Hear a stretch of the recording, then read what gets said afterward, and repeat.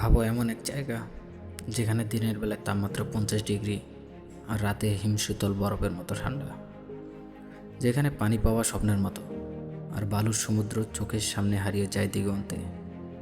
এটাই পৃথিবীর সবচেয়ে ভয়ঙ্কর এবং রহস্যময় মরুভূমি, সাহারা মরুভূমি। উত্তর আফ্রিকায় অবস্থিত সাহারা মরুভূমি পৃথিবীর সবচেয়ে বড় উষ্ণ মরুভূমি।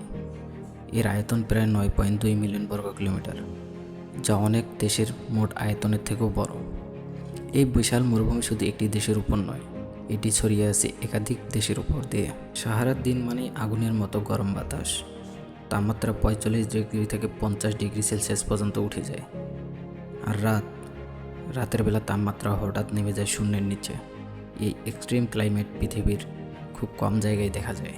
অনেকেই মনে করে সাহারা শুধু বালুর মরুভূমি, কিন্তু বাস্তবতা আরও ভিন্ন। সাহারায় আছে বিশাল বালুর পাহাড়, পাথরের মরুভূমি, শুকনো নদীর খাত আর বিশাল পাথরের মরুভূমি। এটা যেন এক ভিন্ন পৃথিবী। এই কঠিন পরিবেশেও জীবন থেমেনি। এখানে বেঁচে আছে উট, যাকে বলা হয় পৃথিবীর মরুভূমির জাহাজ, ফেনিক ফ্লক্স, বিচ্ছু ও সাপ, আর উদ্ভিদের মধ্যে কাঁটাযুক্ত গাছ ও খেজুর গাছ। মরুভূমির মাঝে মাঝে দেখা যায় এক আশ্চর্য জিনিস, ওয়েসিস। যেখানে পানি আছে সেখানেই জীবন আছে। মানুষ এখানে বসতি করে, চাষাবাদ করে এবং খেজুর চাষ করে। ওয়েসিস যেন মরুভূমির মাঝে ছোট্ট ছোট্ট স্বর্গ। সাহারার মানুষ মূলত যাযাবর। তারা উঠে সাহায্যে এক জায়গা থেকে অন্য জায়গায় যায়।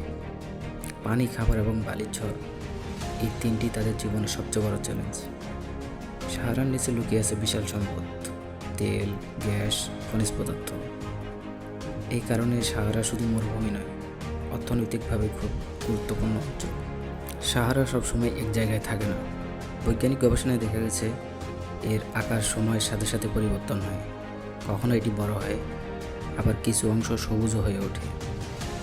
সাহারা শুধু বালু আর গরমের গল্প নয়, এটা এক জীবন্ত রহস্য, যেখানে প্রতিটি বালুকণাও একটি ইতিহাস বহন করে। সাহারা মরুভূমি পৃথিবীর সবচেয়ে ভয়ঙ্কর, সুন্দর এবং রহস্যময় স্থানগুলোর একটি।